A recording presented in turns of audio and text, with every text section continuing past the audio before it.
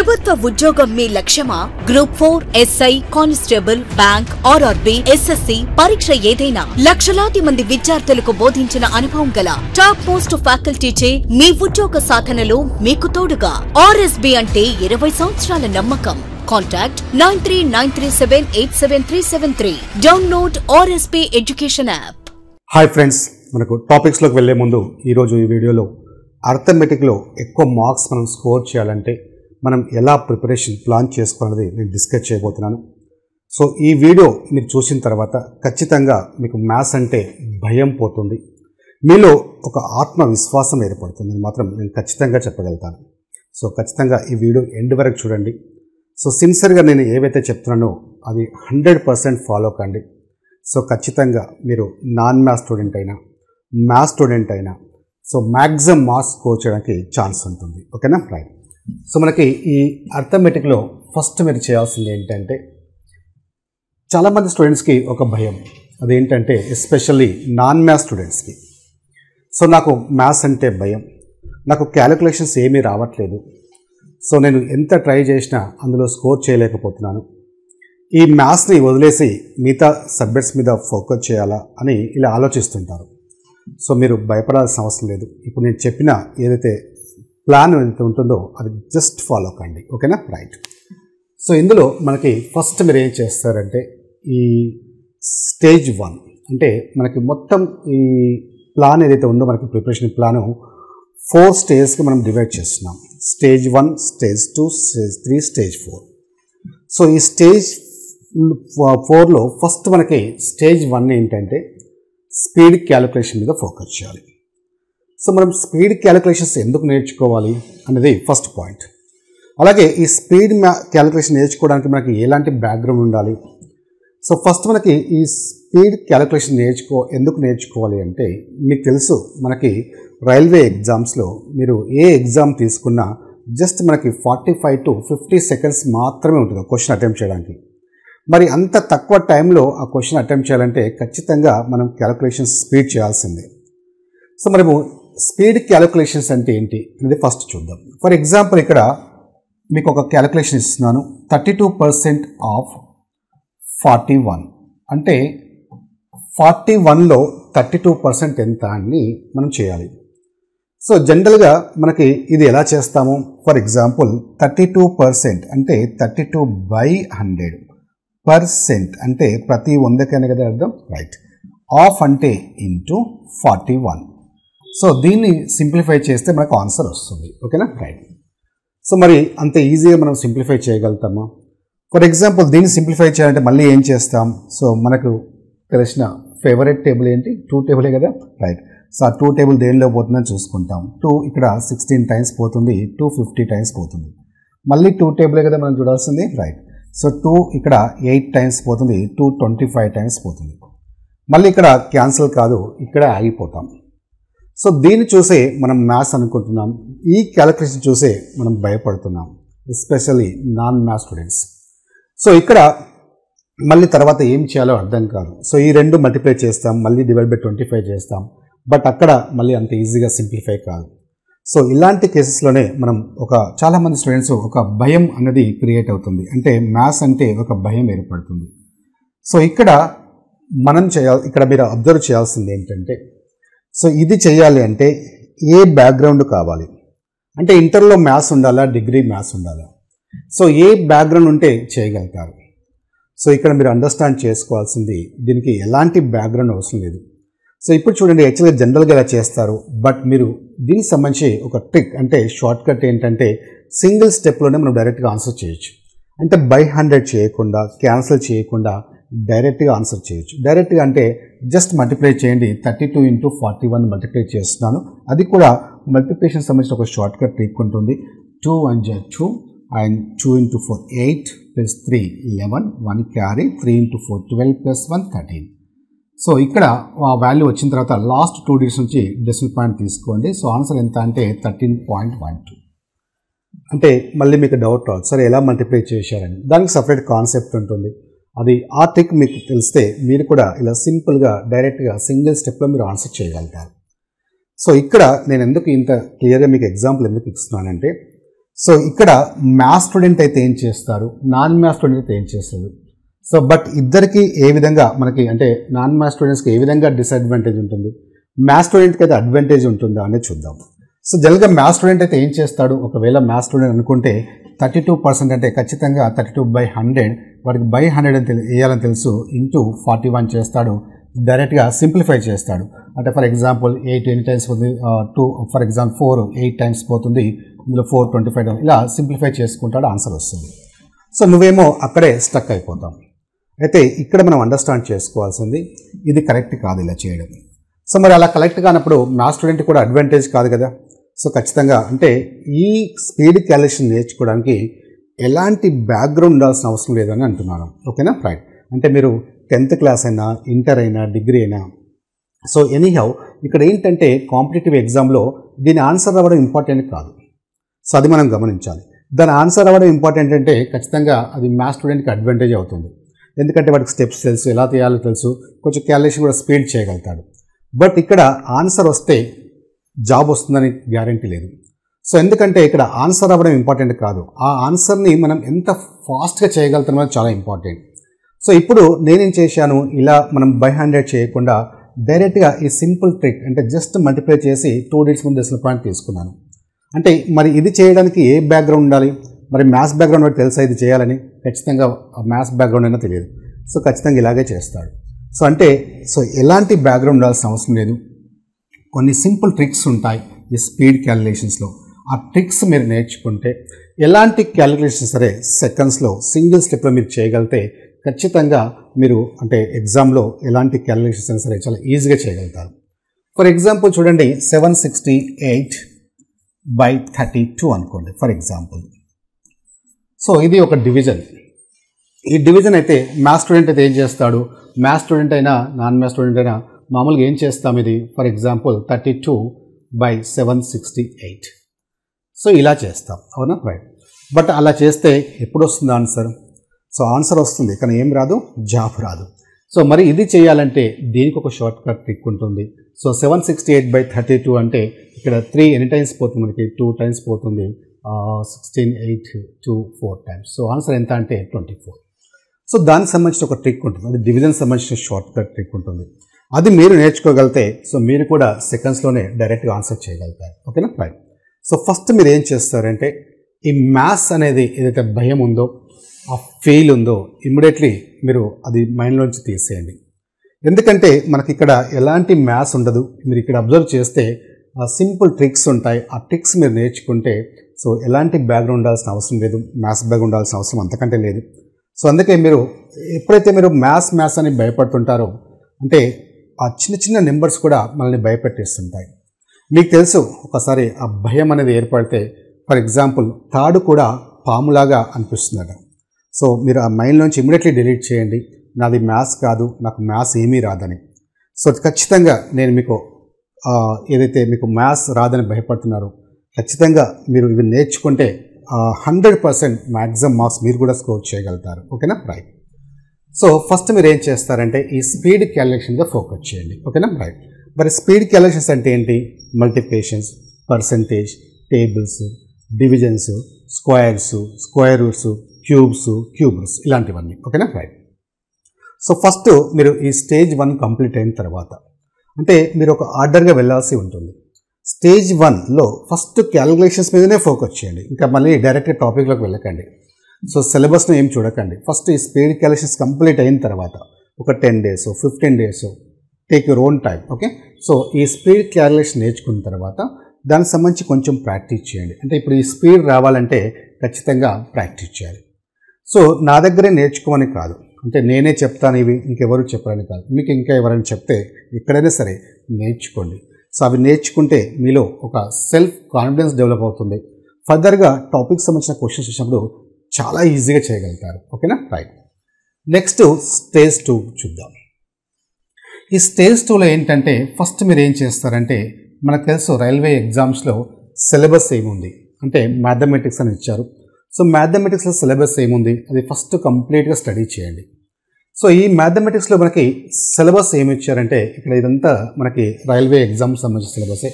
ఒక railway exams అనే కాదు, మీరు ఏ బ్యాంక్ ఎగ్జామ్స్ కానివ్వండి, స్టాఫ్ సెలక్షన్ కమిషన్ ఎగ్జామ్ కానివ్వండి, ఎస్ఐ, కానిస్టేబుల్, మీరు ఏ ఎగ్జామ్ తీసుకున్నా మ్యాక్సిమం ఇదే సిలబస్ ఉంటుంది. ఓకేనా రైట్. సో మీరు ఇవి ప్రిపేర్ అయితే ఇంకా వేరే ఎగ్జామ్స్ రాసినప్పుడు కూడా ఖచ్చితంగా ఇవి చాలా యూజ్ అవుతాయి. సో వేరే ఎగ్జామ్స్ రాసే వాళ్ళకైనా ఇవి యూజ్ అవుతాయి. ఓకేనా. సో అంతే, అందరికీ కామన్గానే ఆల్మోస్ట్ సేమ్ సిలబసే ఉంటుంది. రైట్. సో ఫస్ట్ ఈ సిలబస్ని కంప్లీట్గా స్టడీ చేయండి. వీలైతే ఒక నోట్బుక్లో నోట్ రాసుకోండి, టాపిక్ టు టాపిక్ క్లియర్గా రాసుకోండి. ఓకేనా. సో ఇక్కడ ఇచ్చారు కదా, సో దీని వీలైతే స్క్రీన్ షాట్ తీసుకొని నోట్బుక్లో నోట్ చేసుకోండి. Okay right.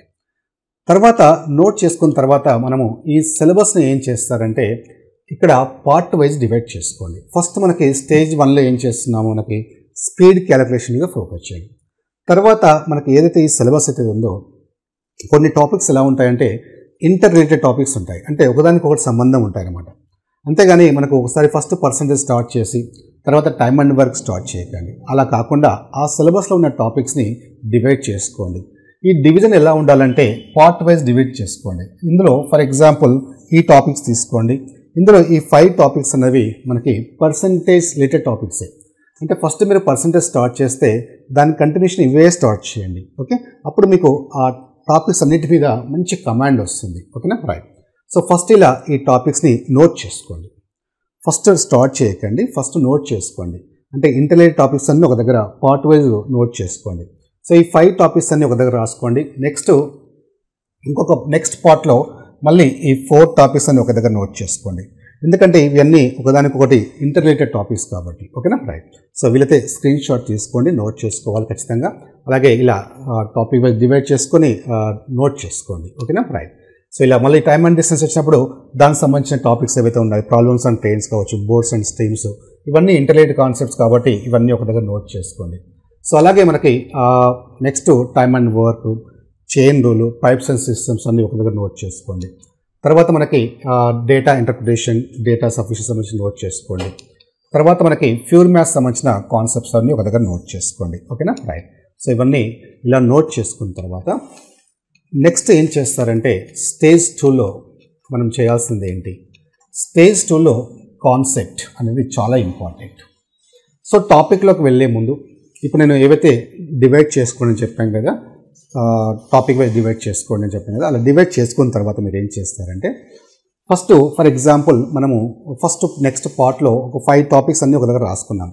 అవి ఏం రాసుకున్నాం, పర్సంటేజ్, ప్రాఫిట్ అండ్ లాస్, అలాగే సింపుల్ ఇంట్రెస్ట్, కాంపౌండ్ ఇంట్రెస్ట్, ఇవన్నీ పర్సంటేజ్ రిలేటెడ్ టాపిక్స్ కాబట్టి అవన్నీ ఒక దగ్గర రాసుకున్నాం.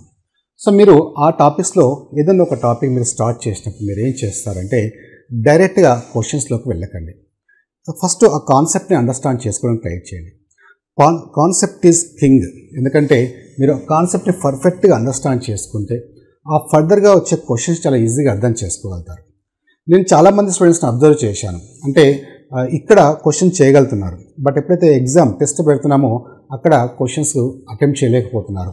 ఎందుకు అంటే ఇవన్నీ వర్డ్ ప్రాబ్లమ్స్ అంటే ఏంటి, ఆ సెంటెన్స్ మనం అండర్స్టాండ్ చేసుకోవాలి. ఒక క్వశ్చన్ ఒక 5 లైన్స్ 6 లైన్స్ ఉందనుకోండి, అది చదివి అండర్స్టాండ్ చేసుకునే ఎబిలిటీ మనకు రావాలి. అక్కడే చాలామంది ప్రాబ్లం ఫేస్ చేస్తున్నారు.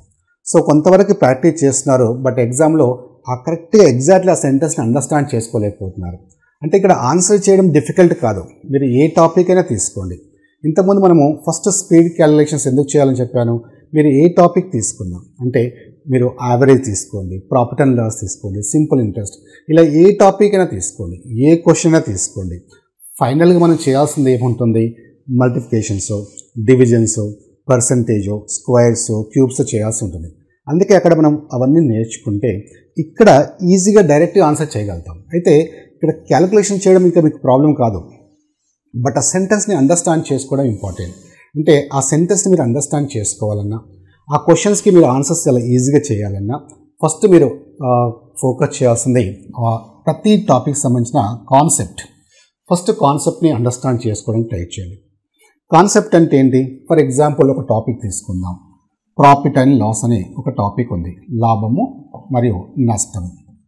సో ఈ ప్రాఫిట్ అండ్ లాస్ అనే టాపిక్లోకి వెళ్ళే ముందు మీరు ఫస్ట్ చాలా క్లియర్గా కాన్సెప్ట్ని అండర్స్టాండ్ చేసుకోండి. అంటే జనరల్గా ఈ ప్రాఫిట్ అండ్ లాస్ అనే వర్డ్స్ మీకు ఎక్కడ కనిపిస్తాయి. సో ఒక మాటలో చెప్పాలంటే అసలు మ్యాథ్స్ అనేది పెద్దగా ఉండదు మన కాంపిటేటివ్ ఎగ్జామ్లో.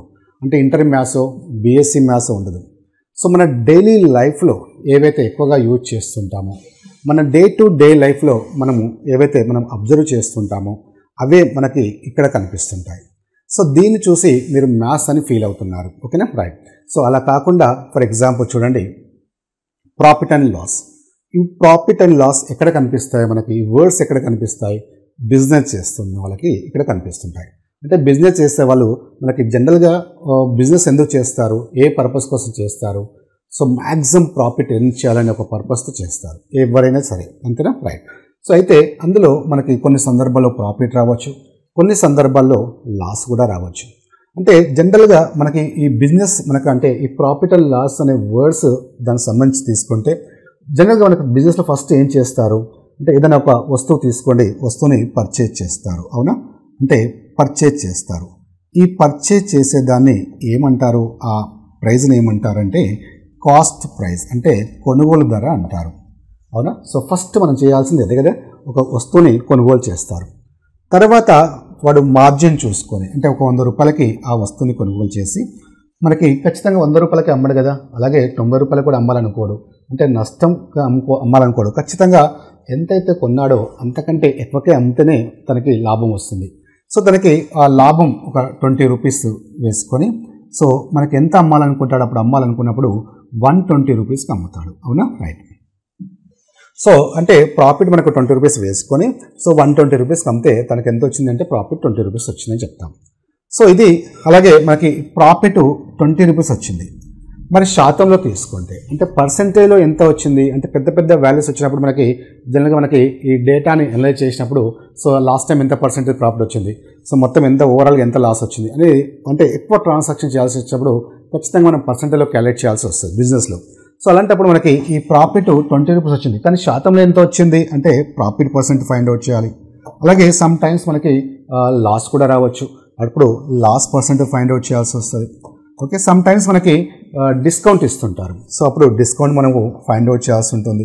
సో ఇలా ఈ కాన్సెప్ట్ అనేది మీరు క్లియర్గా అండర్స్టాండ్ చేసుకోండి. ఓకేనా, అంటే మీరు ఏ క్వశ్చన్ తీసుకోండి, ప్రాఫిట్ అండ్ లాస్లో వాడు ఏమడుగుతాడు క్వశ్చన్లో, కాస్ట్ ప్రైస్ కానీ లేదా ప్రాఫిట్ కానీ సెల్లింగ్ ప్రైస్ కానీ profit percent, loss percent, discount లేదా మార్కెట్ ప్రైస్ అని ఉంటుంది. సో ఇలా ఒక 7 to 8 వర్డ్స్ మీదనే క్వశ్చన్స్ మొత్తం ఫామ్ అవుతుంటాయి.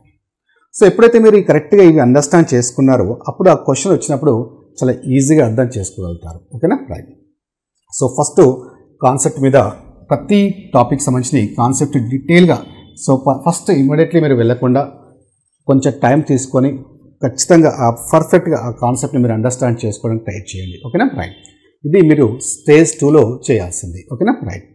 స్టేజ్ 3లో ఏం చేస్తారు, మీరు ఆ కాన్సెప్ట్ని అండర్స్టాండ్ చేసుకున్న తర్వాత సో క్వశ్చన్స్ మనం ఏం చేస్తారంటే మీకు స్టేజ్ 3లో ఆల్ టాపిక్స్ సంబంధించినవి, ఎస్పెషల్లీ నాన్ మ్యాథ్స్ స్టూడెంట్స్ అయితే, అంటే మ్యాథ్స్ అంటే ఎవరైతే భయపడుతున్నారో మీరు ఏం చేస్తారంటే సో కాన్సెప్ట్ని అండర్స్టాండ్ చేసుకున్న తర్వాత, ఫర్ ఎగ్జాంపుల్ మనం ఇంతకుముందు డిస్కస్ చేసాం ప్రాఫిట్ అండ్ లాస్ అని ఒక టాపిక్ తీసుకొని ఒక చిన్న ఎగ్జాంపుల్ చెప్పాను.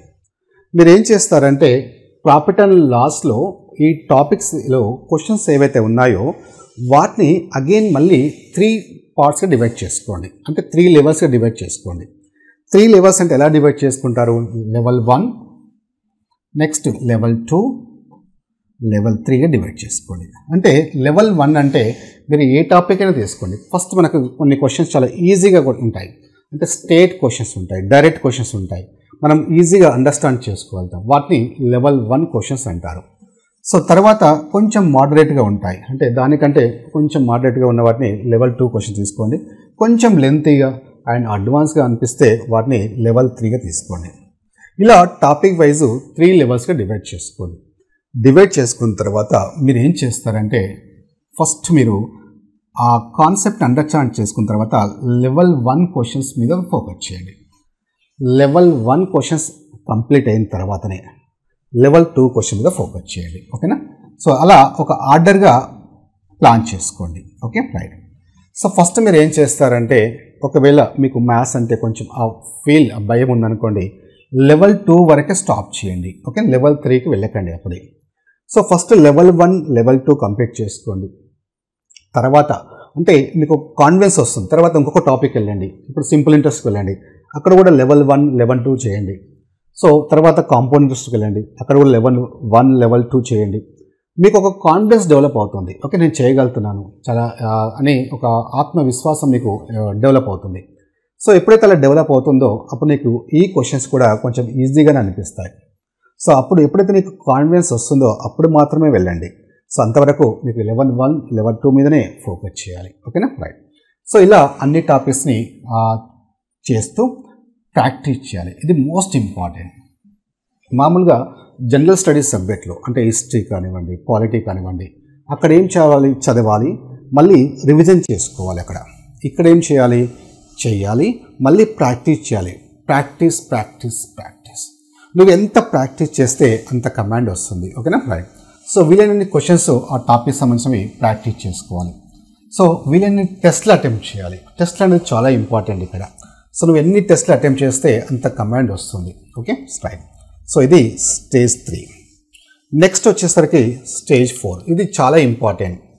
ఈ స్టేజ్ 4 ఏంటంటే జనరల్గా మనకి కాంపిటేటివ్ ఎగ్జామ్లో మనకి ఎగ్జామినర్ క్యాండిడేట్ నుంచి ఏం టెస్ట్ చేస్తాడు అంటే ఏం ఎక్స్పెక్ట్ చేస్తాడు మెయిన్. సో యాక్చువల్గా మీరు ఇప్పుడు చూశారు క్యాలిక్యులేషన్స్ ఉన్నాయి. అక్కడ క్యాలిక్యులేషన్స్లో కానీ ఇవన్నీ కానీ మనం చిన్నప్పుడు నేర్చుకున్నాం, మీరు మర్చిపోయి ఉంటారు. ఈ టాపిక్స్ అన్నీ మనం నేర్చుకున్నాం అప్ టు 10th క్లాస్ వరకు ఎక్కడో దగ్గర నేర్చుకున్నవి.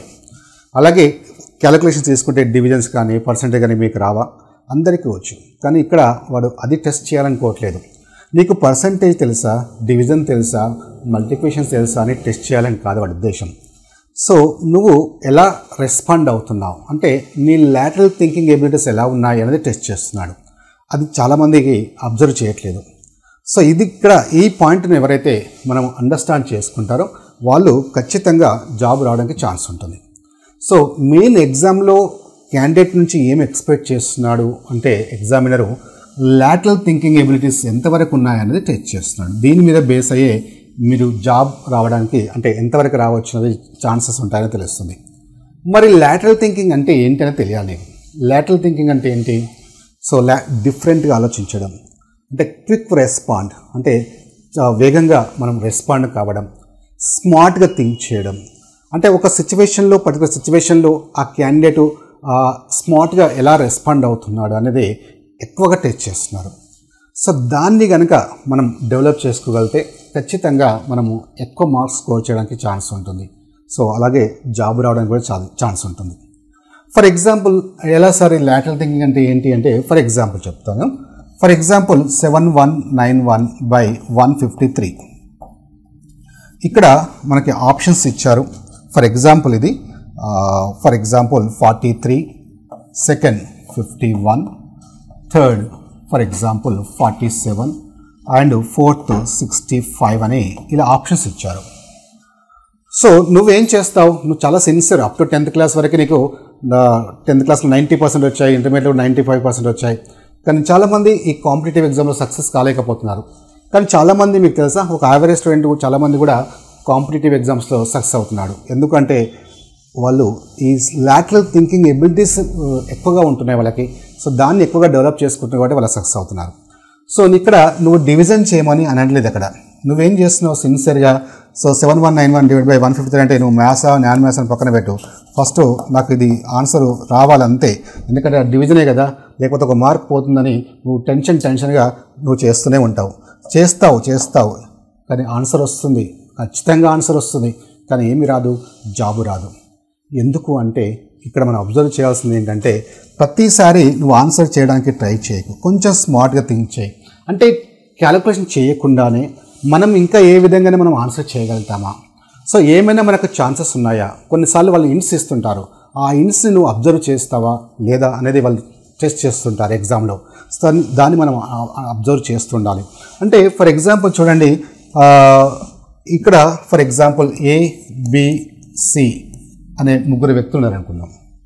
ఈ ముగ్గురు వ్యక్తులకి దీని ఆన్సర్ వస్తుంది, కానీ సి అనేవాడికి జాబ్ వస్తుంది. ఎలా అంటే సి అనేవాడు స్మార్ట్గా థింక్ చేస్తాడు. ఎలా అంటే ఫర్ ఎగ్జాంపుల్ వాడు ఏం చేయడు, ఇవన్నీ ఏం చేయడు, ఏబీలు చేసినట్టు ఇలా ఏమి చేయడు, టెన్షన్ పడడు, కొంచెం కేర్ఫుల్గా అంటే ఏమైనా ఛాన్స్ ఉందా, ఈ క్యాలిక్యులేషన్ అవాయిడ్ చేయడానికి ఏమైనా ఛాన్స్ ఉందా అని ఆలోచిస్తాడు.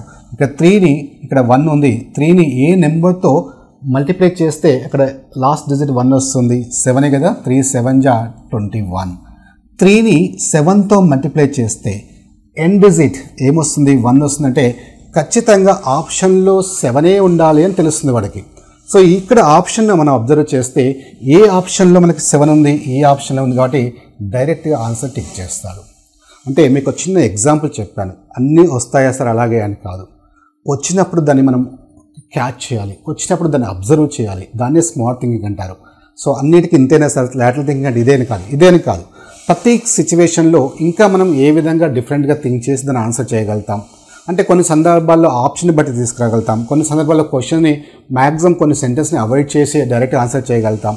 ఇలా ఆ సిచ్యువేషన్ బట్టి మనం ఆన్సర్ని ఎలా ఈజీగా ఎలాంటి క్యాలిక్యులేషన్ చేయకుండా స్టెప్స్ లేకుండా సెకండ్స్లో చేయగలుగుతాం అనేది నువ్వు డెవలప్ చేసుకోవాలి.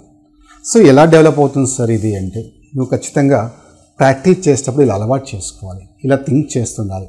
ఇదంతా ప్రాక్టీస్ చేస్తుంటేనే నీకు దాని మీద మంచి కమాండ్ వస్తుంది. ఓకేనా, రైట్. ఇలా 4 స్టేజ్లో డివైడ్ చేసుకుంటే ఖచ్చితంగా నువ్వు మార్క్స్ అనేవి అర్థమెటిక్లో మోర్ మార్క్స్ అంటే నీ పక్కవాడితో పోల్చుకుంటే ఎక్కువ మార్క్స్ స్కోర్ చేయగలుగుతావు. ఓకేనా, రైట్. సో అలాగే మనకి ఇందులో ఆర్ఎస్బి ఎడ్యుకేషన్లో మీకు ఆల్ కోర్సెస్ అంటే ఆర్ఆర్బికి సంబంధించిన అన్ని కోర్సెస్ మీకు ఆన్లైన్ క్లాస్ అవైలబుల్గా ఉన్నాయి. So ALP, group D, RPF, NTPC any full course just 999K మీకు వ్యాలిడిటీ 1 ఇయర్తో ఉంటుంది. అండ్ ఇందులో టెస్ట్ సిరీస్ కూడా ఉంటాయి. ఈచ్ అండ్ ఎవ్రీ సబ్జెక్ట్లో టాపిక్ వైజ్ ఉంటాయి, అలాగే గ్రాండ్ టెస్ట్లు ఉంటాయి మీకు. సో అలాగే ఈ ఫ్యాకల్టీ కూడా అందరూ కూడా మీకు టాప్ మోస్ట్ ఫ్యాకల్టీ ఉంటారు ఇందులో. సో ఇక్కడ ఏ ఫ్యాకల్టీ తీసుకున్నా మినిమం 15 to 20 years ఫ్యాకల్టీ ఉంటారు, ఎక్స్పీరియన్స్ గల ఫ్యాకల్టీ ఉంటారు. సో ఒక్కసారి మీరు ఆర్ఎస్బి ఎడ్యుకేషన్ యాప్ మీరు డౌన్లోడ్ చేసుకొని చూడండి, మీకు డెమో క్లాస్ ఉంటాయి, నచ్చితే తీసుకోండి. అలాగే ఆర్ఆర్బి కోర్సే కాకుండా మీకు బ్యాంక్, ఆర్ఆర్బి, ఎస్ఎస్సి కావాల్సి అనుకునే వాళ్ళు కూడా సో కంప్లీట్ కోర్స్ మీకు అన్ని కవర్ అయ్యేటట్టు జస్ట్ 1299K ప్రొవైడ్ చేస్తున్నారు. అండ్ అలాగే ఇంకా లేదు సార్ నాకు స్పీడ్ మ్యాథ్స్, అర్థమెటిక్, ప్యూర్ మ్యాథ్సే కావాలి అంటే కూడా 999K మీకు కోర్స్ ఉంది. ఇలా మీరు ఏ కోర్స్ అయినా తీసుకోండి, ఎస్ఐ, కానిస్టేబుల్ అన్ని కోర్సెస్ మీకు అవైలబుల్గా ఉన్నాయి. So RSB education play store నుంచి మీరు డౌన్లోడ్ చేసుకుంటే మీకు ఈ క్లాసెస్ అని ఉంటాయి. సో క్లాస్ వినండి, నచ్చితేనే మీరు తీసుకోండి. ఓకేనా, రైట్. అలాగే మనము డిస్కస్ చేసినట్టు నెక్స్ట్ క్లాసెస్లో మనకి టాపిక్ వైజ్ నేను డిస్కస్ చేస్తాను. టాపిక్ వైజ్ ఏంటంటే మీకు ఏవైతే నేను మెన్షన్ చేశానో దాదాపుగా ఒక 20 టాపిక్స్ వరకు ఉంటాయి. ఆ 20 టాపిక్స్లో ఈచ్ అండ్ ఎవ్రీ టాపిక్ అంటే ఫస్ట్ ఒక టాపిక్ తీసుకొని దానికి సంబంధించి మీకు డీటెయిల్గా కాన్సెప్ట్ ఎక్స్ప్లెయిన్ చేస్తాను. సో ఖచ్చితంగా ఎవరైతే నాన్ మ్యాథ్స్ స్టూడెంట్స్ ఉంటారో వాళ్ళకి చాలా డీటెయిల్గా వాళ్ళని దృష్టిలో పెట్టుకొని నేను ఎక్స్ప్లెయిన్ చేస్తాను. ఒక్కసారి మీరు ఆ కాన్సెప్ట్ని అండర్స్టాండ్ చేసుకుంటే మనకి ఏవైతే ప్రీవియస్ ఎగ్జామ్లో వచ్చిన క్వశ్చన్స్ ఏవైతే ఉన్నాయో వాటికి సంబంధించి కూడా మీకు ఎగ్జాంపుల్ కొన్ని క్వశ్చన్స్ మీకు డిస్కస్ చేస్తాను. సో ఈ క్లాసెస్ ఏవైతే ఉన్నాయో ఈ దాదాపుగా ఈ 20 days క్లాసెస్ ఏవైతే ఉన్నాయో అవన్నీ మీరు క్లాస్ వినడం వల్ల ఖచ్చితంగా మీరు మ్యాథ్స్ అంటే భయం పోతుంది. సో ఖచ్చితంగా మీరు దాన్ని బట్టి మీరు ప్రిపరేషన్ ప్లాన్ చేసుకుంటే ప్రాక్టీస్ చేస్తే ఖచ్చితంగా మ్యాథ్స్లో కూడా ఎక్కువ మార్క్స్ స్కోర్ చేయగలుగుతారు. ఓకేనా, రైట్.